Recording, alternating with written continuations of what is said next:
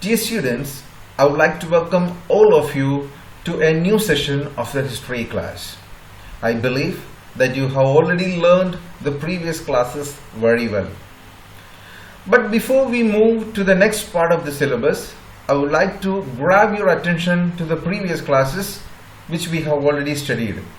In the first chapter, we were dealing with the First War of Independence 1857.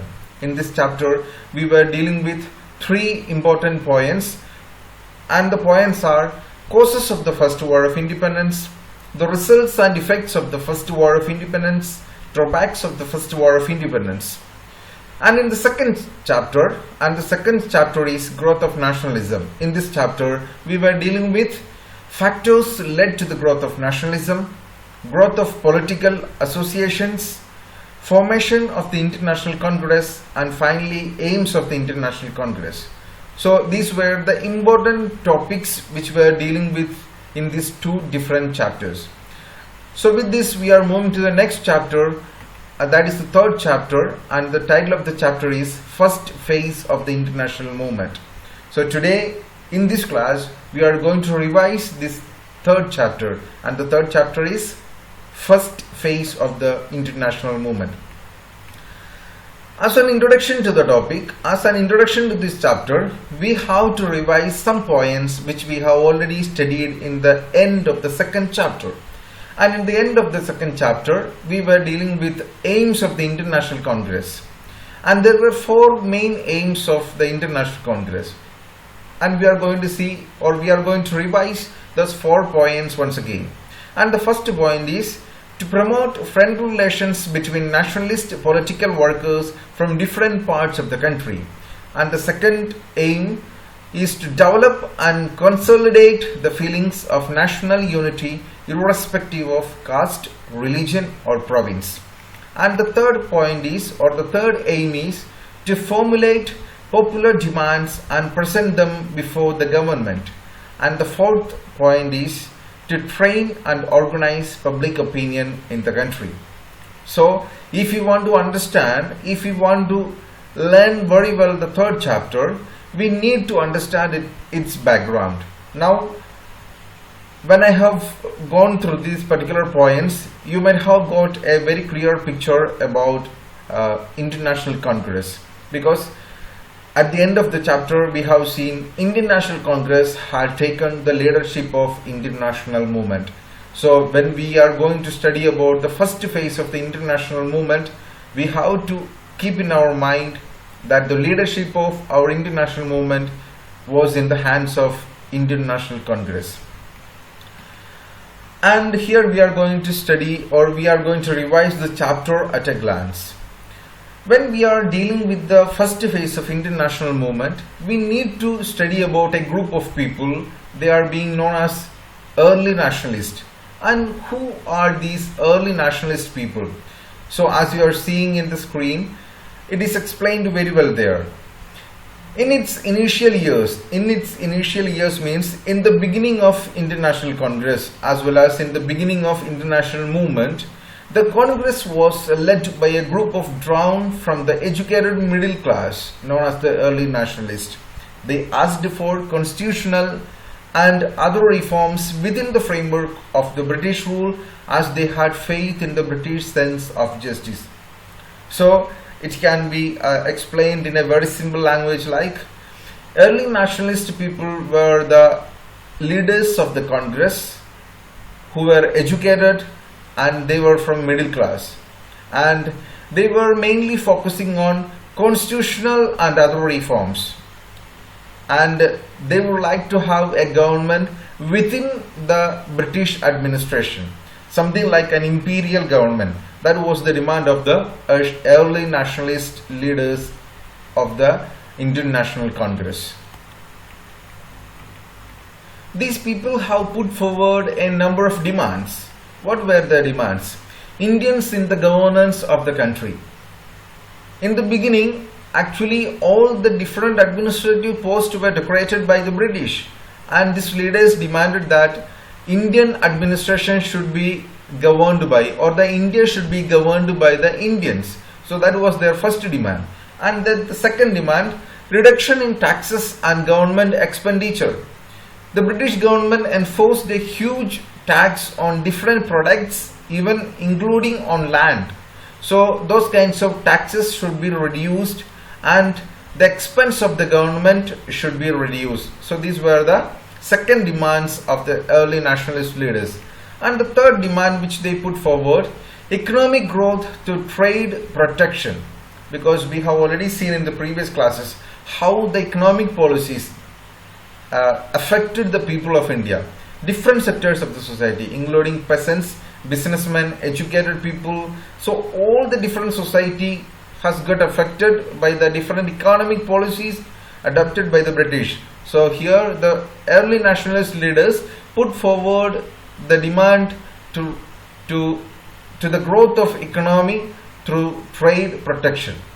And the fourth point which they put forward was Indianization of services. In different government posts, Indians should be appointed. That means almost 60, 70, 80% of the post should be decorated by Indians.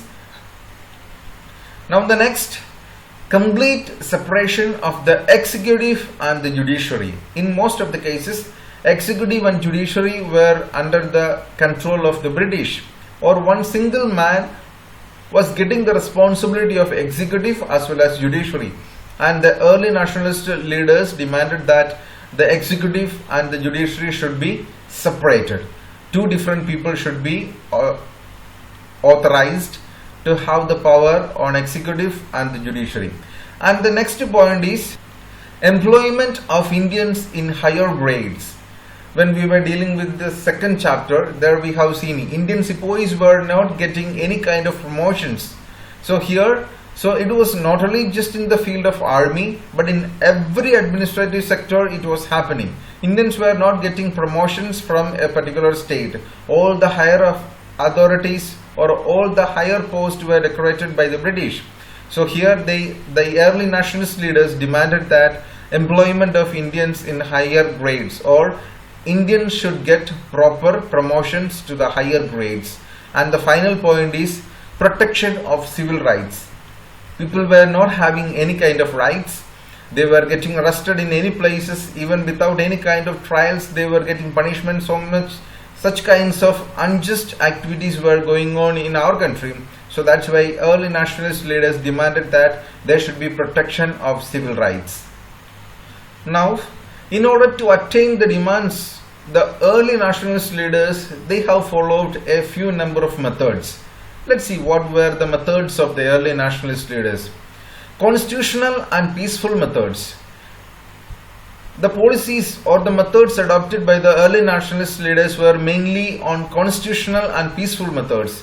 They avoided violence and conflict. They were never thinking about fighting against the British. They were never thinking about taking weapons in their arms. So very peaceful and silent methods to attain their goal. Now they have followed three P's. Let's see which are the three P. First one, petitions. Second one, prayers. And finally, third one, protest. So these the first letters of all these three different words: petitions, prayers and protest. The method of 3P they have used to attain their goal. While we study about the methods of the early nationalist leaders, you will feel that with these simple methods, were they able to get or were they able to attain their goals? Of course, they have got a lot of achievement through these methods. That's what we are going to see in the next one. Achievements of the early nationalist leaders. What were their achievements?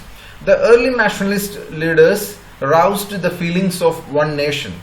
Because of these peaceful measures which they adopted to attain their goal. Because of that, people got attracted to the movements. And people, they started to feel the nationalist feelings. And they started to feel like one nation. So it was one of the main impact of the methods followed by early nationalist leaders. And the second one, they trained Indians in the art of political work. Okay, already we have seen one of the aims of the Indian National Congress to train the people, to be the leader, to lead them. So they trained Indians in the art of political work. And the third one, they exposed the true nature of the British rule in India. British people were always saying that they are standing for the Indians, they are working for the people of India, but the Indian national leaders or the early nationalist leaders, they exposed the true nature of the British rule in India. And they pressurized the British government to introduce certain reforms like the appointment of the Public Service Commissions 1886, then holding of ICSE examination simultaneously in London and India, and finally appointment of the Welby Commission on Indian expenditure. So these were some of the benefit or some of the result of their strike against the British. They pressurized the British government to appoint these kinds of reforms, like appointment of the Public Service Commission 1886 was one of the successful result of the early nationalist leaders. Then holding of ICS examination, the particular exam which were like at present we are having IAS, IPS, civil service examination, same like during the British time they were conducting an exam in order to find out people who can be appointed to different administrative posts. So holding ICS examination both in London and India. Then finally appointment of the Welby Commission on Indian expenditure, because the British government was spending a huge amount of money for the administrative purpose, for running the government. So because of the pressure from the early nationalist leaders, the British government has introduced certain reforms. Now we are moving to the next important part of the chapter, that is about the prominent early nationalist leaders. There are some of the leaders who had contributed a lot of thoughts and means for the growth of nationalism in India. Let's see a few number of personalities. And the first one is Dadabhai Naoroji. He is being considered as India's unofficial ambassador during his stay in England. So he was the first person who had gone to a foreign country, especially to England, and who worked from England for the welfare of our country. So that's why he is being considered as India's unofficial ambassador. Then in 1865 he founded London India Society in collaboration with W.C. Banerjee. With the support of W.C. Banerjee, in 1865 he founded a society with the title London India Society. He presented his drain theory in his paper Poverty and Un-British Rule in India. So it was one of the famous theory which he has presented in his newspaper, and it has got influenced, or it has got the attention from the side of British. So it was a great success. And Dadabhai Naoroji was twice elected as the president of the Congress. So this great leader has elected 3 times as the president of the Indian National Congress. He was popularly known as the grand old man of India. So it was a gratitude towards him because of his enormous contribution to the Indian national movement. Now we are moving to the next important personality, that is Gopal Krishna Gokhale. He was a great patriot, social reformer and educationalist.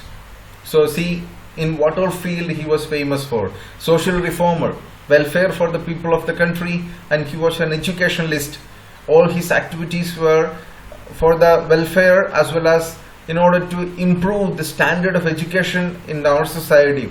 And he was a great patriot, a person who filled with the love towards his nation. And in 1905 he founded the Servants of India Society. So he also founded a society in order to speed up the nationalism and the growth of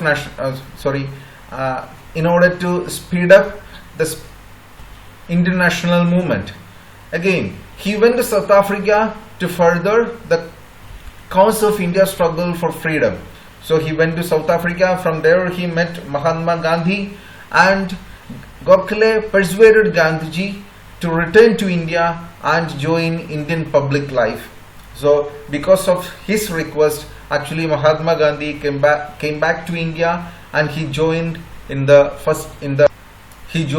freedom struggle. Now the third important personality is Surendranath Banerjee. Let's see a small sketch about his life. What was his contribution? He was a nationalist leader, popular journalist, and dedicated educationalist. See, these were the main contributions of Surendranath Banerjee to our country. He was a nationalist leader, a popular journalist, and dedicated educationalist. Then Banerjee was the first Indian to qualify for the Indian Civil Service examination. I have already told you about ICSE examination.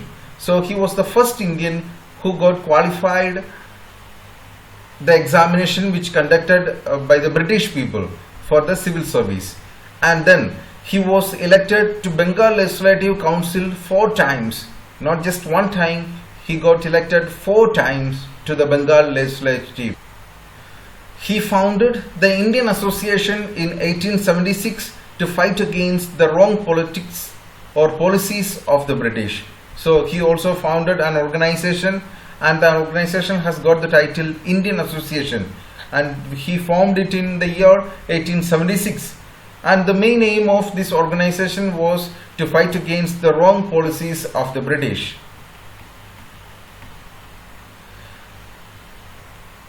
He convened the Indian National Conference in 1883.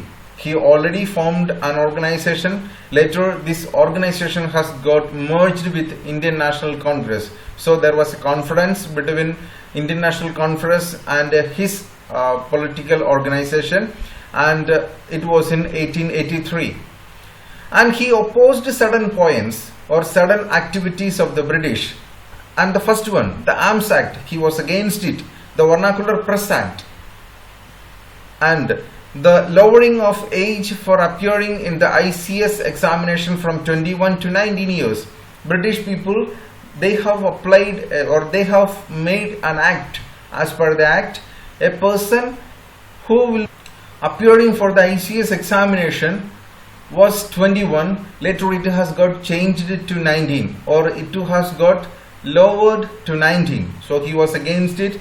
So it was one of his opposition, or he strongly opposed it. And the Minto-Morley reforms and the partition of Bengal. So all these were different acts or different activity done by the British, and he opposed it.